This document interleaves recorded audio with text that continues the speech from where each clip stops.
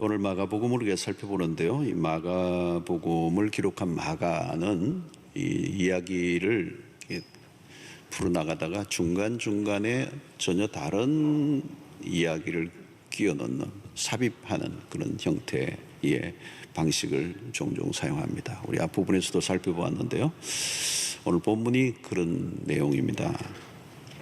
자세히 들여다보면 이제 문맥에 안 맞는 이야기 같은데 끼워 넣었는데요. 사실은 전혀 엉뚱한 얘기가 아니라 어떤 이야기를, 기법을 살려내는, 이야기를 살려내기 위해서 사용하는 방식인데요.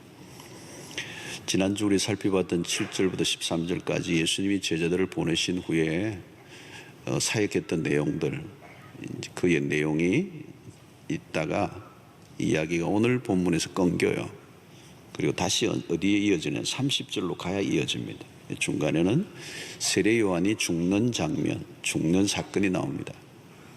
그래서 오늘 14절부터 29절까지 이 얘기는 세례 요한에 대한 죽음의 과정, 헤롯에 대한 얘기가 나오는데, 오늘 본문의 얘기를 자세히 읽다보면, 여러분들이 성경 읽다 보면 뭐가 이렇게 막 뒤섞여 있는 것 같은 느낌이 들어요. 시간의 배열이 뒤섞여 있어서 그렇습니다.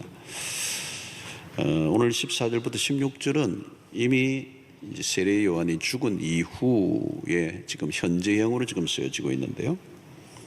예수님의 사역이 주목을 받자 헤롯이 깜짝 놀라는 거예요. 죽은 세례 요한이 다시 살아난 거 아닌가, 이렇게 착각을 했습니다. 이 세례 요한이 잡혔던, 세례 요한이 죽는 얘기는 그동안 나오지 않았습니다. 근데 이미 죽었던 거죠. 이 세례 요한이 붙잡혔던 얘기가 나옵니다. 1장 14절. 마가복음 시작할 때 나왔습니다. 요한이 잡힌 후 예수께서 갈릴리에 오셔서 하나님의 복음을 전파하여. 이 세례 요한이 잡혔다는 것 외에는 그동안 언급이 없었습니다. 그래서 그동안 무슨 일이 일어났는지 알 수가 없었어요. 거대한 이 센세이션을 일으켰던 세례 요한. 자, 예수님의 등장으로 세례 요한이 뉴스의 중심에서 벗어났던 것 같아요. 세례 요한에게 무슨 일이 일어났는가? 헤롯에 의해서 죽임을 당했습니다. 이제 세례 요한이 그 죽은 세례 요한을 죽였던 헤롯이 악몽에서 아직도 벗어나지 못하고 있는 거죠. 그래서 예수의 활동이 본격화되니까 세례 요한이 살아난 것 아닌가, 이런 착각을 하는 장면이 오늘 14절에서부터 16절까지 있습니다. 자, 마가는 왜 갑자기 세례 요한의 이야기를 다루고 있을까? 세례 요한의 죽음은 곧 이어질 예수의 죽음과 연결되기 때문입니다. 자, 오늘 본문은 세례 요한이 어떻게 죽게 되었는가를 소상하게 다루고 있는데요. 헤롯 왕이 출연합니다. 성경에는 헤롯 왕이 여러 명 있습니다. 그래서 우리가 들어보면 누가 누군지 잘 모르는데요. 예수님 탄생 때 있었던 헤롯 있습니다. 그 헤롯은 헤롯 대왕이라고 합니다. 그런 예수님의 탄생 이후에 얼마 있지 않아 죽습니다. 본문의 헤롯은 그의 아들입니다. 헤롯 안티파스. 예수님 당시 갈릴리 지방을 다스리던 왕이었습니다. 이 사람은 개인사가 매우 복잡한 사람입니다. 자, 오늘 17절에 잠시 언급이 있죠. 전에 헤롯이 자기가 동생 빌립의 아내 헤로디아에게 장가든 고로. 무슨 얘기입니까? 이 여자를 위하여 사람을 보내어 요한을 잡아 옥에 가두었더니 그랬습니다. 이 왕실의 도덕성을 알려주죠.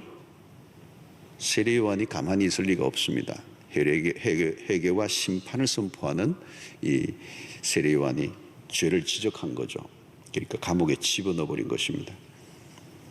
18절 보면 이에 요한이 헤롯에게 말하되 동생의 아내를 취하는 것이 옳지 않다 하였습니다. 당연한 얘기죠.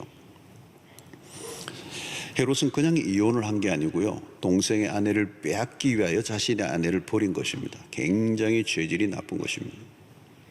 이것은 명확하게 모세의 율법을 어긴 불법이죠. 자, 이것은 당대의 가장 핫한 왕실 스캔들입니다. 여러분, 왕실에서 일어난 스캔들은 언제나 오늘날도 특종감이죠. 영국의 왕실 얘기는 늘 하더라고요, 신문에. 왕실의 이야기는 아주 흥미롭고요. 또 특별히 왕실 가운데서도 이런 성적인 사건들, 이런 불륜 이런 거는 핫 스토리가 되죠. 온 백성들이 수군거렸을 겁니다. 그리고 이 사건에 대해서 알만한 사람들은 다 알고 있습니다. 쉬쉬하고 있는 거죠. 직언할 사람이 아무도 없어요. 잘못 직언하다가는 죽을 수도 있기 때문에. 이때 세례요한이 나타난 겁니다. 그래서 개인적인 감정으로 이 왕을 공격한 게 아니고 하나님의 말씀을 분명히 어겼으니까. 다윗 앞에 나단 선지자와 같습니다. 바로 이것이 선지자의 사명이죠. 헤로드 왕의 죄는 겉으로 보면 동생의 아내를 취한 부도덕함이지만 그것보다 더 큰 죄가 있습니다. 하나님을 두려워하지 않는 죄입니다. 여러분, 어떤 죄도 하나님을 무시하지 않고는 지을 수가 없습니다. 하나님과 관련된 것입니다. 이 죄는 하나님을 무시할 때 저지르는 것입니다. 죄를 짓는 순간 인간은 자신이 하나님의 자리에 앉죠. 그래서 요한의 메시지는 분명합니다. 하나님의 말씀을 어겼기 때문에 말씀으로 다시 돌아오라는 거예요. 자, 세례 요한의 설교의 특징이 있는데요. 돌려서 말하지 않습니다. 그냥 직언을 합니다. 죄를 죄라고 선포하는 거죠. 이것이 회개를 촉구하는 설교자의 모습입니다. 오늘도 여러분 설교자도 마찬가지입니다. 가끔 타협의 유혹을 받을 때가 있어요. 적당한 수준에서 다루고 마라, 이런 유혹이 있습니다.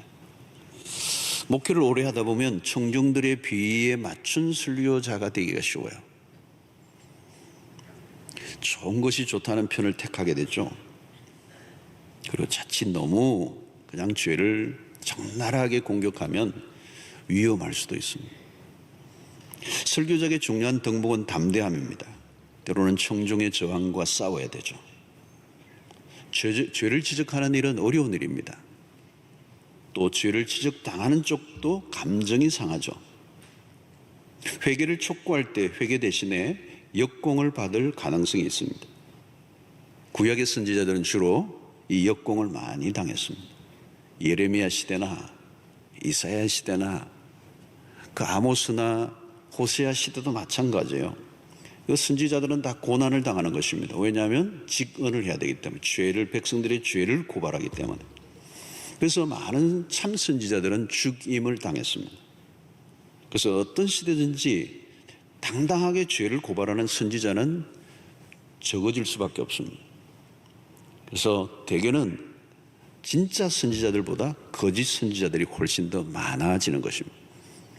죄를 지적받으면 사람들이 더 강팍해지는 경우가 많아요. 자, 오늘 요한의 지적에 대한, 죄의 고발에 대한 헤로디아의 반응은 매우 적극적입니다. 19절을 보면 헤로디아가 이 헤롯과 그러니까 제수씨가 되는 거죠. 이 헤로디아가 요한을 원수로 여겨. 왜요? 죄를 지적하니까. 그를 원수로 여겨 죽이고자 하였으되 하지 못한 것은, 뭐 자기가 죽일 권한은 없는 거죠. 권한은 왕이 있으니까.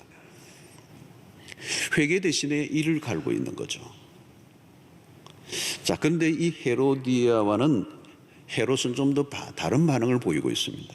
20절에 보니까 헤롯이 요한을 의롭고 거룩한 사람으로 알고 두려워하여 보호하며 또 그의 말을 들을 때에 크게 번민을 하면서도, 뭐 죄를 지적하는 얘기를 들으니까 번민이 일어나는 거예요. 그런데도 달갑게 들음이러라 그랬어요. 이 헤롯은 세례 요한에 대한 두려움이 있었습니다. 그 두려움이 어디로부터 오는 것입니까? 하나님에 대한 두려움도 있겠죠. 그리고 자신의 양심에서 들려오는 소리가 있는 겁니다. 그동안 그가 보아온 요한은 선지자다운 선지자였습니다. 헤롯은 세례 요한을 알아본 거죠. 그리고 그 안에 최소한의 양심이 작동하고 있었습니다. 그래서 세례 요한의 말을 들을 때 크게 번민했다. 이 말은 헤롯의 양심에 불이 아직 켜져 있었다는 겁니다. 양심이 작동하고 있다는 거예요. 그래서 깊은 번뇌, 갈등을 하고 있는 겁니다. 자, 세례 요한을 죽이지 못한 또 다른 요인이 있습니다. 그것은 마가복음에서는 얘기하지 않지만 마태복음을 보면 14장 5절에 헤롯이 요한을 죽이려 하되 무리가 그를 선지자로 여김으로 그들을 두려워하더니 그랬습니다. 헤롯은 지금 대중의 눈치를 보고 있습니다. 대중을 의식을 하고 있다는 말은 그의 왕권이 약해져 있다는 걸 의미합니다.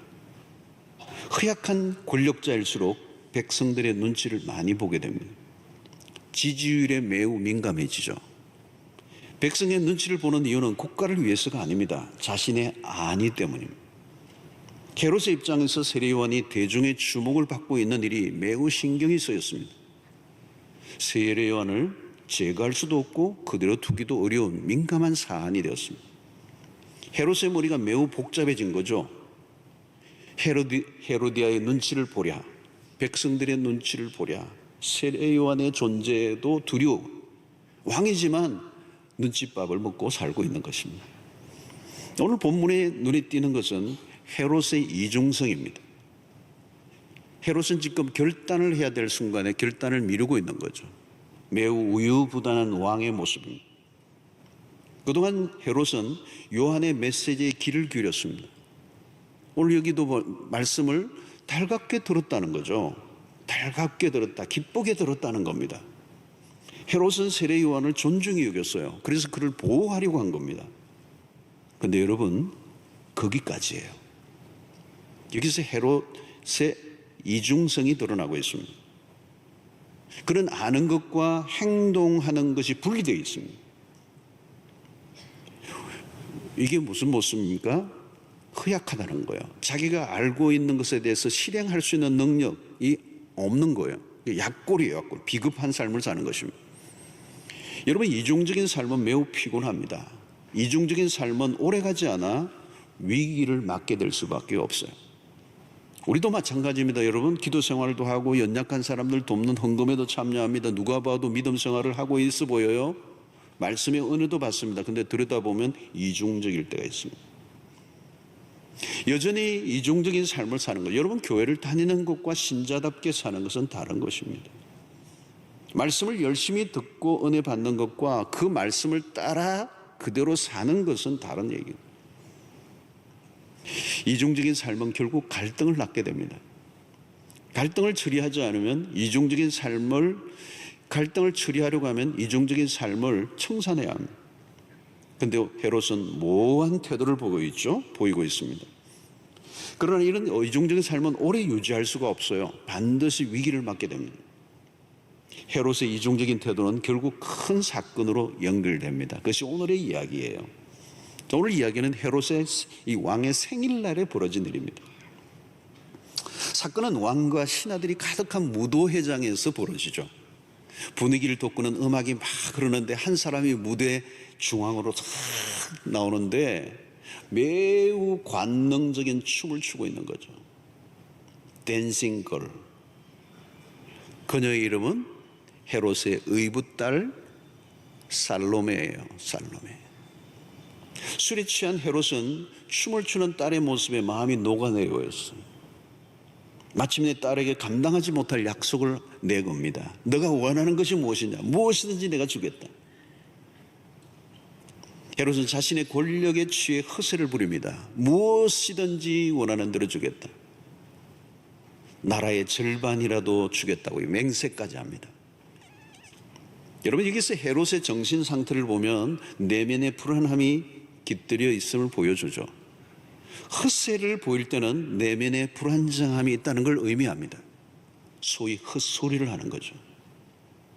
살로메는 그의 어머니 헤로디아에게로 당장 달려가 내가 무엇을 구해야 하는지를 묻습니다. 묻자마자 헤로디아는 가슴 속에 묻어뒀던 속내를 당장 털어놓죠. 세례 요한의 머리를 달라고 해라.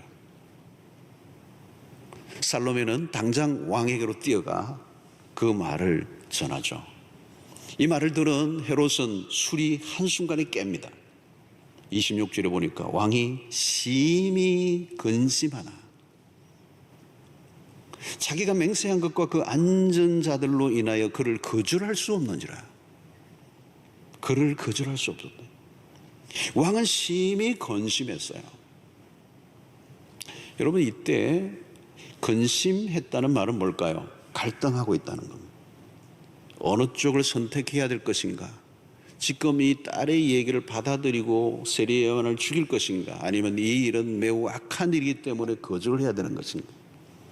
근심했다는 말은 매우 중요한 대목이에요, 여러분. 여러분, 근심하고 있을 그때 돌이켜야 합니다. 그런 지금은 경계선에 서 있는 것입니다. 선을 지켜야 돼요. 그런데 그 경계선을 넘는 거죠. 오늘 왕은 그 경계선을 넘어버립니다. 이유는 왕의 체면, 자기가 한 말을 지켜야 되기 때문에. 신하들 앞에서 자신의 체면을 구기고 싶지 않았습니다. 자신의 위신과 체면 때문에 세례 요한을 죽이는 쪽을 선택합니다. 순간적으로 분별력을 잃어버렸습니다. 헤롯은 외형적으로는 왕권을 휘두르고 있었지만 실상은 우유부단한 허약한 왕이었습니다. 권력자의 허상입니다. 헤로데는 이런 헤롯의 연약함을 알고 있었습니다. 그에게 맡기면 세례 요한의 입을 막을 수 없고 자신들의 죄는 계속 폭로될 수밖에 없다는 걸 알았어요. 그래서 교묘한 계획을 세워 왕이 요한을 죽일 수밖에 없는 상황으로 몰아갔습니다. 여러분, 오늘 여기 이 파티에는 술과 춤과 여자가 동원되고 있어요. 악은 기습적으로 공격하여 한순간에 무너뜨립니다. 헤롯은 결정을 미루다가 타의에 의해 결정을 당하는 쪽이 됩니다. 성도 여러분, 선한 결정을 미루면 악한 결정에 밀고 들어올 수 있습니다. 적극적으로 선을 행하지 않는 상태는 이미 죄의 영향력 아래 들어갈 위험성을 갖고 있습니다. 이중적 태도는 그런 면에서 매우 위험한 것입니다. 자, 여러분, 이중성은 어떻게 시작되는 것입니까? 자신 안에 있는 양심의 소리를 거부하는 것에서부터 시작이 되는 겁니다. 하나님이 인간을 지으실 때 우리 안에 양심이라는 걸 만들어 놓으셨어요. 양심이 있습니다. 우리의 내면에는 언제나 양심의 소리가 있어요. 그래서 마음대로 죄를 지을 수 없는 이유는 하나님을 믿지 않는 사람이라도 양심의 소리 때문에.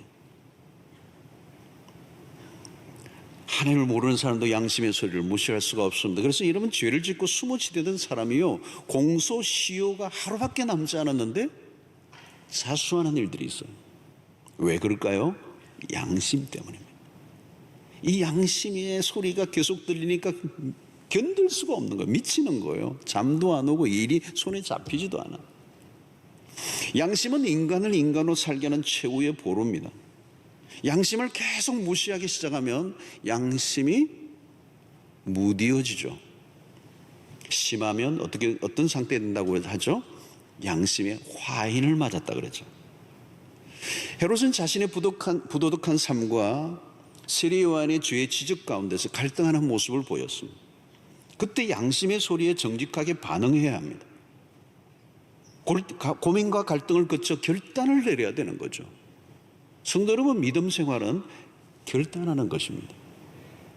의지적인 결단을 내릴 때 내려야 하는 거죠. 말씀을 들을 때마다 회개와 복종을 결단해야 하는 겁니다. 결단을 미루거나 거부하면 절망적인 상태로 빠져 들어가게 된다는 거예요. 헤롯에게 어떤 일이 일어납니까? 이제 오늘 시간이 상당히 흘러 예수님의 십자가 처형 직전에 헤롯이 어느 정도로 변해 있는가를 우리는 성경을 통하여 보아야 합니다. 누가복음 23장 6절로 8절에 보면 빌라도가 듣고 그가 갈릴리 사람이냐 물어 헤롯의 관할에 속한 줄 알고 헤롯에게 예수님을 보내요. 그때 헤롯이 예루살렘에 있더라. 헤롯이 예수를 보고 매우 기뻐하니 이는 그의 소문을 들었으므로 보고자 한 지 오래였고 또한 무엇이나 이적해 가심을 볼까 바랐던 연고로라. 예수님을 만난 것을 기뻐하는 것은 결코 예수님에 대한 호의적, 긍정적 태도가 아니에요. 그런 예수님에 대한 호기심 정도였습니다. 사실 세례 요한 앞에서 헤롯은 앞서서 두려움을 느꼈던 사람이에요. 하나님의 사람 앞에서 긴장감을 가졌던 사람이에요. 그런데 오늘 여기에서는 양심의 동료를 전혀 보이지 않습니다. 예수님이 누구이십니까? 세리요한과 비교할 수 없는 의로우신, 완전한 의로우신 분이십니다. 그리스도 앞에 서면 오금을 절여야 맞았습니다. 그 앞에 웬만하면 두렵고 떨려야 마땅해요. 그러나 그는 예수님을 호기심 정도로만 바라보고 있습니다. 이미 그의 영혼은 죽어 있어요. 양심이 점점 무뎌지면 감각이 없어집니다. 예수 앞에 섰다는 것이야말로 절호의 기회죠. 그러나 그는 자신의 죄에 대한 회개보다 악을 행합니다. 예수를 빌라도에게 넘겨주는 악을 행해요.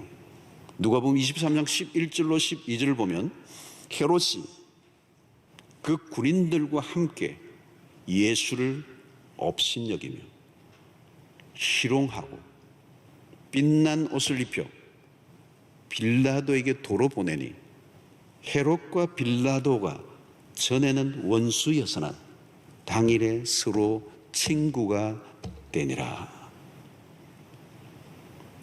한 인간이 이렇게 망가졌습니다.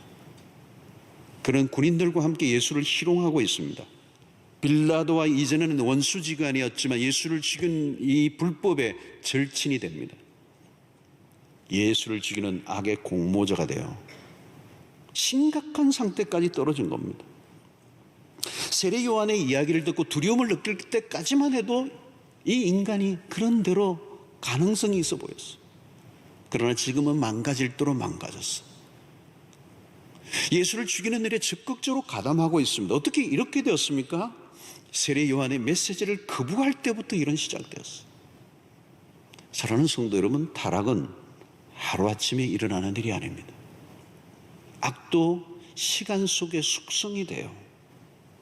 하나님의 음성을 흘려 듣다 보면 조금씩 맛이 갑니다. 여러분, 신앙이 갑자기 망가지는 일은 없습니다. 대개는 서서히 망가져요. 조금씩 하나님으로부터 멀어지는 겁니다. 마귀가 사용하는 방식도 그렇습니다. 하나님에 대한 관심보다 다른 것에 관심을 가지도록 자꾸 이끌어가죠. 우리와 하나님과의 거리를 조금씩 벌려놓습니다. 여러분, 어떤 때는 처음에는 주일을 한번 빠지면 막 죽는 줄 알았어요. 근데 여러분 빠지면요, 안 죽을 것 같아요. 그리고 나중에는요, 빠지는 걸 인조해요. 자신도 모르는 가운데 벌어지는 일들이요. 내가 얼마나 나빠져 가고 있는지를 인식하지 못한다는 것. 헤롯을 통하여 우리에게 주시는 교훈은 무엇입니까? 인간이 얼마나 변질될 수 있는가. 영적인 감각이 죽으면 무슨 짓이라도 할 수 있다는 겁니다. 처음 회개하라는 외침에 헤롯이 두려움을 느꼈을 때, 그때가 중요한 시점입니다. 구약의 다윗 역시 밧세바의 사건 이후에 한 1년의 공백이 있어요. 그의 영혼은 깊이 잠들어 있는, 양심의 소리도 눌러버렸어요. 어찌 남의 아내를 빼앗고 그 충신을 죽여버렸던 그 죄를 범했던 이 다윗, 그런 매우 감수성이 예민했던 사람인데 이미 자신의 양심의 소리를 다 눌러버렸어요. 그런데 어느 날 나단 선지자가 찾아왔을 때, 메시지를 들을 때 영적으로 무디어져 있는 겁니다. 그 설교가 자기 자신에게 행한다는 사실을 전혀 인식하지 못해요. 할 수 없이 나단 선지자가 그에게 정면으로 당신이 그 죄를 지었다고 이야기하자 비로소 자기가 지은 죄를 깨닫게 됩니다. 인정하게 됩니다. 다윗은 헤롯과 달라요. 그는 왕의 체면을 포기하고 하나님 앞에 죄를 고백합니다. 자신의 죄를 합리화하지 않았습니다. 사랑하는 성도 여러분, 죄를 죄로 인식할 수 있는 단계는 희망이 있습니다. 설교를 들을 때 죄를 죄로 느껴진다면 좋은 정상입니다. 성경을 묵상할 때 죄가 보이면 소망이 있습니다. 그런데 여러분, 말씀을 계속 거절하면요, 하나님이 더 말씀을 하시지 않습니다. 성경을 아무리 봐도 깨달음이 없어집니다. 죄에 대한 애통함이 있어야 됩니다. 자신이 지은 죄에 대한 아픔을 느껴야 합니다. 몸도 마찬가지입니다. 통증이 없는 상태가 위험합니다. 그래서 하나님이 우리의 몸에 통증을 주신 것, 폴 브랜드라는 박사는 이 통증은 우리에게 어떤 몸의 고통을 느끼게 하는 것은 하나님이 주신 선물이라는 거예요. 아픔이 느껴져야 병원을 찾잖아요. 대체로 암 가운데 말기에 이르기까지 자각 증세가 전혀 없는 경우가 있습니다. 발견할 때는 이미 손을 쓸 수 없는 지경으로 진행된 상태. 왜 그래요? 통증이 없었기 때문에. 건강한 줄 알았던 거예요. 영혼의 상태도 마찬가지입니다. 우리의 영혼의 상태를 자세히 보아야 합니다. 양심까지 죽어버리면 손을 쓸 수가 없습니다. 그때부터는 자기가 무슨 짓을 하는지를 모르는 것입니다. 망할 일도 아무런 마음의 동요 없이 스스럼 없이 행하는 게 인간이에요. 아무 깨달음이 없어지는 겁니다. 영적 무감각의 상태. 시편 49편 20절에 이런 말씀이 있습니다. 존귀하나 깨닫지 못하는 사람은, 여러분 이 대목 보세요. 존귀하나, 존귀한데, 인간이 얼마나 존귀한데 그 존귀함의 존재라를 깨닫지 못하는 거예요. 그러면 뭐예요? 멸망하는 짐승 같도다. 하나님이 인간을 존귀하게 지었습니다. 비록 죄로 인하여 하나님의 형상이 많이 깨어져 있긴 하지만 여전히 인간은 존귀하게 지었어요. 왜 사람이 짐승같이 행동하는 거예요? 자기 자신이 누구인지 모르기 때문에. 자신이 누구인지 모르면 자신이 무슨 짓을 하는지 알 길이 없는 겁니다. 결국 멸망이 바로 앞에 놓여 있는 삶을 살게 된다는 거예요. 그래서 예언자들의 역할이 무엇입니까? 사람들의 영혼을 일깨우는 것입니다. 어떻게 해요? 당신이 얼마나 존귀한 존재인가, 그걸 깨닫게 하는 일을 하는 거죠. 인간이 자신이 얼마나 존귀한 자인가를 놓쳐버리면 별짓을 다 하게 되는 겁니다. 선지자는 영혼의 잠을 잔 자들을 깨우는 역할을 하는 것이죠. 오늘날도 마찬가지입니다. 설교자의 역할이 중요합니다. 사람들을 늘 흔들어 깨우는 일을 하는 것이죠. 멸망의 자리에 이르지 않도록 인간이 얼마나 존귀한 존재인가를 알려주는 일을 해야 하는 것이죠. 그래서 우리는 죄를 깨닫게 하죠. 그 죄의 문제에 직면하도록 하는 것이 설교자의 역할이에요. 때로는 부드러운 어투로, 때로는 강력한 어법으로 사람들의 내면을 뚫고 들어가 울림이 있도록 외치는 일을 설교자들이 하는 것입니다. 잠자는 사람을 깨우면요, 때로는 화를 내요. 기분 나빠하기도 합니다. 죄를 지적하는 일을 통하여 사람들이 달가워하지 않기 때문에 설교자들은 내면에 늘 번민이 있습니다. 현실과 타협하고 싶은 것이죠. 압력을 견뎌내야 돼요. 때로는 미움을 당할 수도 있지만 그럼에도 외쳐야 합니다. 죄를 다루는 일은 언제나 즐거운 일이 아닙니다. 그러나 설교는 죄를 다루는 일이 핵심이에요. 여러분, 죄를 다루지 않으면요, 복음이 필요 없습니다. 물론 죄를 드러내고 지적하는 게 목적이 아니죠. 복음으로 이끄는 것이 목적입니다. 복음을 알지 못하는 사람은 설교자를 오해해요. 사람들은 복음을 달구하지 않기 때문에 죄를 지적하는 일은 매우 위험한 일이 되는 것입니다. 죄인의 정체를 드러내는 일로 인하여 세례 요한은 죽음에 이르게 됩니다. 영적으로 어두운 시대의 선지자의 사명이 얼마나 거칠고 힘든가를 세례 요한의 죽음을 통하여 우리에게 알려주고 있습니다. 성도 여러분, 세례 요한이 죽었다는 것은 무엇을 시사하고 있는 것입니까? 세상 속에서 그리스도인들이 당할 운명을 상징적으로 그려주고 있는 것입니다. 세상 속에서 그리스도인이 빛으로 살면 핍박을 받게 되어 있습니다. 어둠의 공격을 피할 수가 없습니다. 거짓에 동참하지 않고 진실을 말하면 환대를 받지 못합니다. 그런 것을 그러다고 말하는 순간 미움을 당하게 되는 것입니다. 요즘 우리가 사는 시대는 2000년 전이나 별반 다르지 않아요. 영적인 바른 소리가 먹혀 들어가지 않는 시대를 살고 있습니다. 세상 속에 있는 그리스도인 역시 이 죄의 오염도 안에 들어가 있어요. 로마서 13장 11절로 14절에 보면, 또한 너희가 이 시기를 알거니와 자다가 깰 때가 벌써 되었으니 이는 이제 우리의 구원이 처음 믿을 때보다 가까웠습니다. 밤이 깊고 낮이 가까웠으니 그러므로 우리가 어둠의 일을 벗고 빛의 갑옷을 입자. 낮에와 같이 단정히 행하고 방탕하거나 술 취하지 말며 음란하거나 호색하지 말며 다투거나 시기하지 말고 오직 그리스도 예수 그리스도로 옷 입고 정욕을 위하여 육신의 일을 도모하지 말라 그랬어요. 사랑하는 성도 여러분, 술 취한 세상이에요. 오늘날 우리는 정욕적인 세상을 살고 있습니다. 도덕성이 많이 무너져 내린 세상을 우리는 살고 있습니다. 끔찍한 일들이 매일 벌어지고 있습니다. 여러분, 이것은 그냥 일어나는 일들이 아니고요, 이 시대가 얼마나 어둠이 짙어졌는가. 이제 우리의 구원이 처음 믿을 때보다 가까웠고 밤이 깊고 낮이 가까웠다는 얘기를 하고 있습니다. 오늘 우리 시대를 뒤덮고 있는 이 문화 안에 우리도 모르게 따라갈 위험성이 있습니다. 여러분, 영적인 민감성이란 무엇입니까? 작은 죄 앞에서도 식은 땀이 흘러야 돼요. 오늘 본문을 통해서 주시는 메시지는 무엇입니까? 믿음의 길을 걷는다는 것은 쉬운 길이 아니라는 것을 우리에게 알려줍니다. 복음이 전해지는 현장은 언제나 치열하다는 것.